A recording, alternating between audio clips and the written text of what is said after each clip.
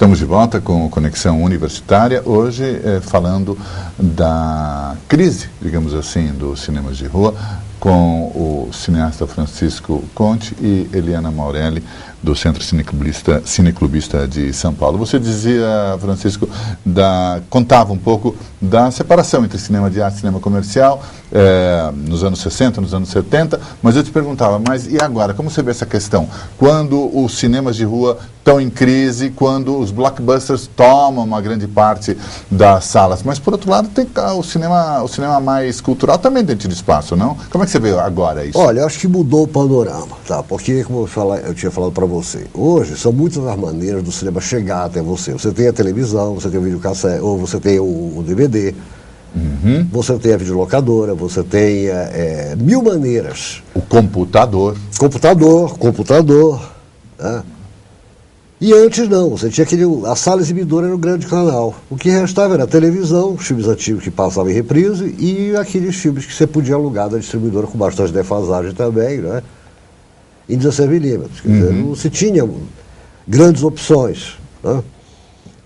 Então a sala exibidora, né, era o grande point do cinema. Fosse ela o Metro Passeio do Rio de Janeiro, 70 milímetros com o My Fair Lady, ou fosse o Cine Paissandu de Belém, não, do Rio de Janeiro, do Rio de Janeiro, perdão, mostrando o cinema de arte, com a chinesa, mas era um espaço o Mariambá, né? Sessão da meia-noite, com todo o pessoal, com todo aquele pessoal, né, da intelectuália presente. Era uma agitação, e era do mesmo jeito, né? Era um acontecimento. Agora, do convívio que havia. Essa sala exibidora que está em crise, né? Porque a sala exibidora implica que você, ela e eu, os câmaras, a Viviane, produtora que está aqui, nos encontramos de repente, apesar de sermos pessoas diferentes, no mesmo lugar local. E trocamos as nossas ideias. Você viu que incrível isso? Sim. A sala exibidora tem um aspecto de praça, né? Agora, quando o sujeito na frente do seu computador faz um download, né? Legal ou ilegal, às vezes, de um determinado filme, porque o Bruna Surfistinha estava na internet, sei lá, uma semana depois de lançado, ou talvez antes. Sim. O fenômeno do Tropa de Elite 1 foi incrível nesse sentido, porque o filme perdeu uma enorme quantidade de público por conta da pirataria, por conta de download ilegal, esse tipo de coisa. Então, quando o sujeito está lá, esse fenômeno ele é individualizado. Eu comigo, com minha namorada, enfim, mas é uma coisa muito menor. Então, eu ouvia outro dia dois críticos, comentava agora há pouco com a Eliana, dois críticos de cinema conhecidos aqui de São Paulo, o Christian Peterman e o Miguel Barbieri, e eles comentavam, lugar de cinema é no cinema. Temos que preocupados que talvez hoje o download represente um percentual pequeno de público que é tirado das salas, mas isso está em crescimento. E então, amanhã pode ser... Então, eu fico imaginando, não é só a sala, o cinema de rua que pode estar ameaçado, mas é a própria ideia, isso que eu queria dizer, sim, da sala exibidora. E isso, eu particularmente, vejo como uma perda de qualidade de convívio social. Não sei como é que você vê isso. Eu vejo exatamente, concordo plenamente com você. Eu acho o seguinte, uma das coisas que me encanta no cinema, sempre me encantou, além do filme, bem entendido, naquela tela enorme, né? Como a gente via antes, né? 70 milímetros, né? Era o gongo, a cortina que abria, o prelúdio. Ia começar o espetáculo, aquele mundo de fantasia, aquele mundo que a gente mergulhava assim, e era... junto com todos, era uma confraternização, todos estamos nessa viagem. Nessa viagem. Tem um aspecto habitual. Fosse o filme uma comédia, fosse um drama, fosse o que fosse colorido, ou fosse preto e branco, ou fosse mesmo cinema de arte, no caso do Paissandu e os cinemas assim, aqui tinha o Marachá, tinha o Cove 70, né? O Biju, aqui tinha um cinema de arte, né? Mas você estava mergulhando junto com todos ali. Você estava tendo uma experiência coletiva. Coletiva. E você saía do cinema, você conhecia pessoas à saída, ou trocava figurinhas com pessoas, né? tendo um filme e aquele espetáculo do qual você participou, em que o filme era a principal atração. Como assunto da conversa. Como assunto, gostou, não gostou, olha, mas E desculpa do encontro, né? Uma desculpa para conhecer, para namorar, para depois você sair extasiado, né? Então, agora, quando você vai na rua, essa qualidade de encontro você existe? Não tem mais. Mas nem no shopping. Aliás... Não, estou perguntando, quando vocês do Cineclube fazem lá na periferia... Na rua, aí tem essa troca, as pessoas ficam ainda, porque a gente aloca umas cadeiras, então tem que esperar. Então, a gente fica esperando que venham buscar essas cadeiras. Então, o público fica ali e conversam, entendeu? É claro que é um público local, né? Sim, a dona de casa, tudo mas... bem, mesmo num público local, você tem heterogeneidade. Assim, a senhorinha com vem 60 anos de idade, a garotão. Criança, exatamente. Né? Um que vai ter uma profissão... Outro que tem outra, Sim. né? É isso que eu tô... Sim, acontece. Porque é interessante, porque, na verdade, juntando as duas respostas que vocês estão me dando, quer dizer, na verdade as pessoas ainda querem conviver, mas parece que elas estão encontrando dificuldade, porque para conviver hoje nesse cinema, esse cinema do heterogêneo é que não parece que não existe mais. Não Olha... eu acho que está muito complicado. Eu vejo, por isso, quando vai a sessão das 10, né? Acaba tipo meia-noite.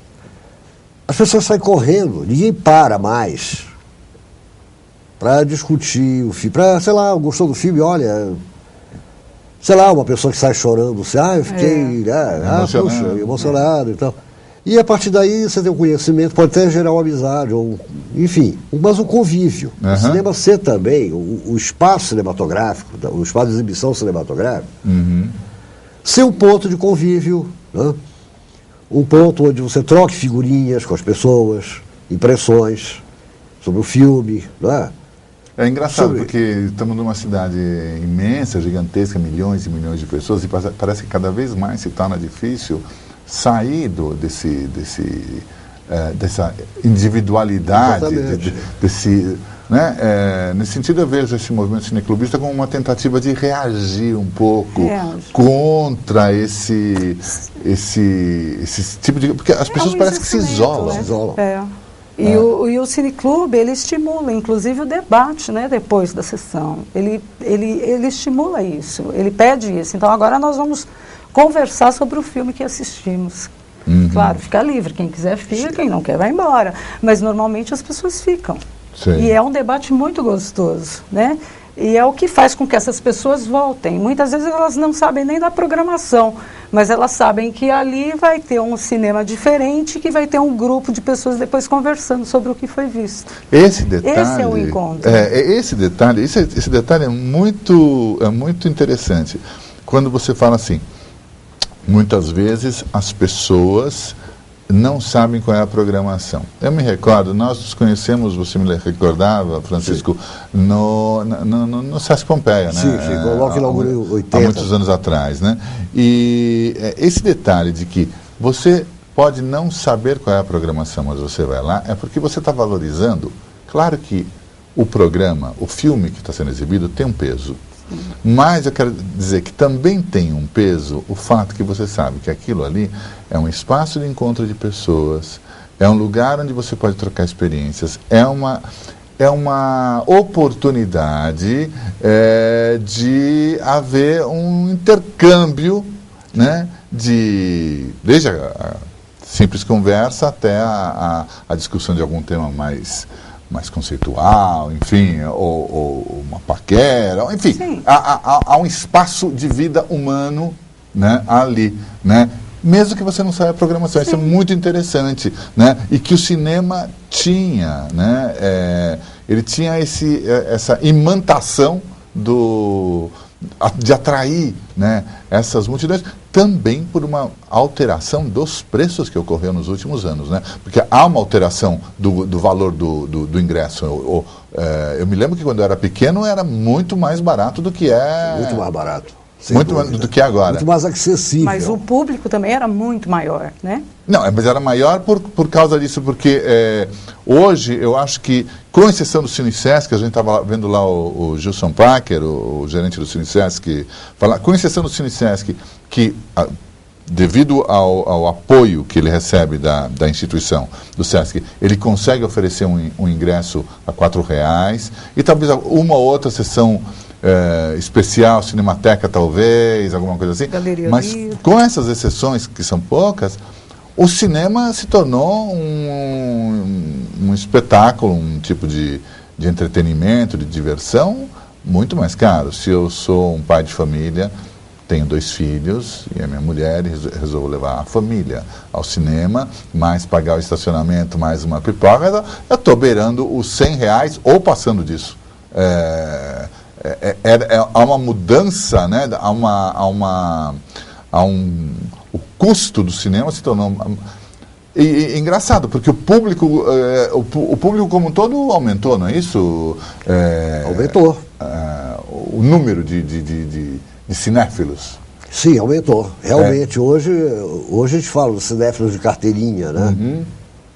Quer dizer, hoje, frequentar cinema é um hobby já estabelecido.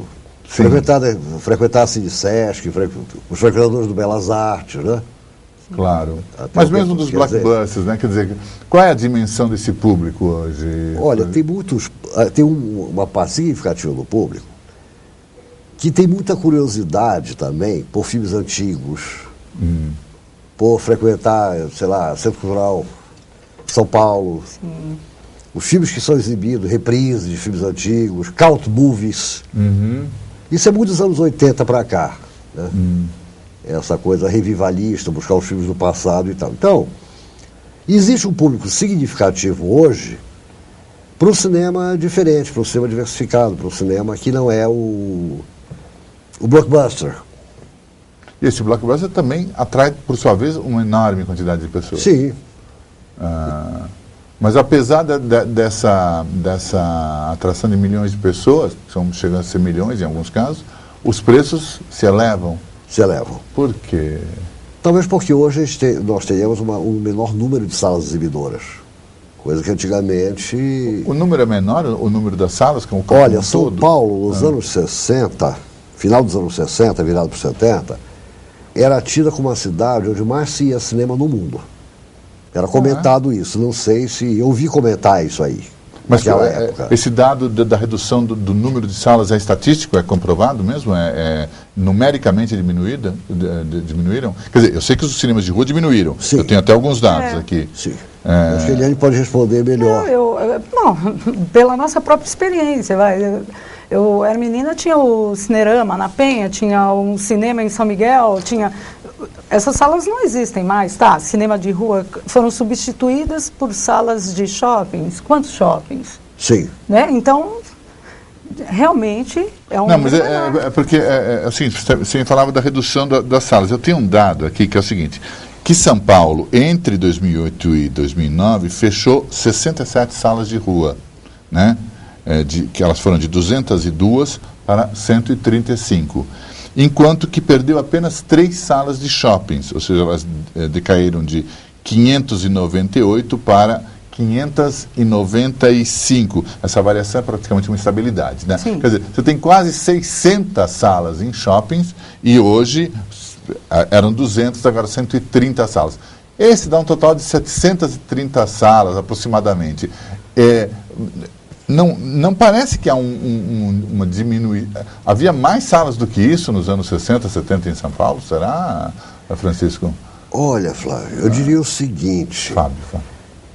Tinha tanto cinema, não tinha rua, não tinha bairro que não tivesse seu cinema. Que não tivesse cinema. Sim. Também pensar na população naquele tempo, né? Proporção, população, tudo isso tem que considerar. Agora, com o bairro que você fosse, tinha o seu cinema. Tinha cinema, bairro com Vila Mariana, bairro com Pinheiros, tinha 3, 4 cinemas. Sim. O centro da cidade tinha inúmeros cinemas. Não, o centro da cidade... grandes, mas também outros cinemas menores. Havia a Cinelândia, por exemplo. Havia a Cinelândia. Quer dizer, era difícil pensar naquele tempo, um bairro, que não tivesse um cinema nas imediações. Não, isso praticamente não existe mais. Os cinemas estão concentrados, né? Acho que pode ter tido um aumento por conta das salas nos shoppings, né?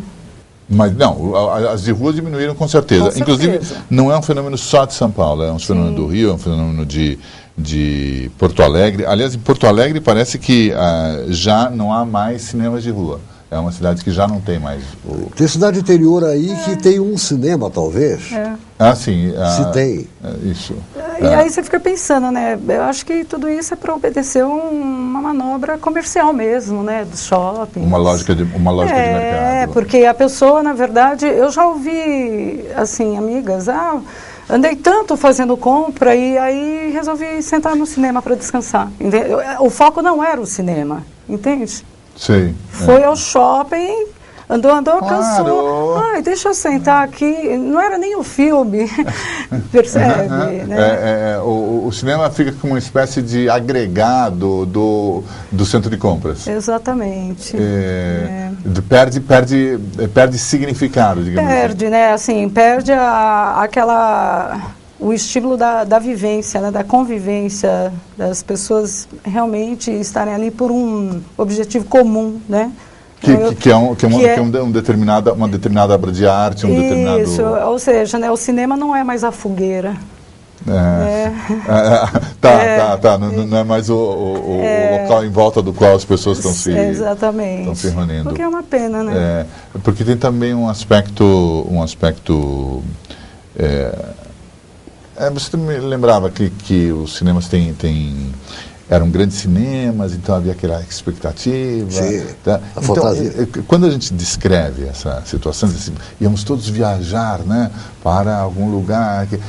Quando a gente descreve isso, tem uma coisa que aparece com clareza, que é o seguinte: havia um aspecto de ritualização.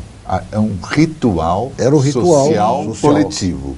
Né? Por exemplo, que se perdeu agora, porque quando você vai ao cinema hoje, com o mesmo espírito de quem viu o filme em casa, no DVD, qual é o ritual que existe nisso? E qual é o ritual de estar num cinema? Apenas ver o filme que você vê em DVD em casa numa tela maior? Não, né? Existe a presença dos outros. Dos outros, e todo o espetáculo, a cortina que abria, né?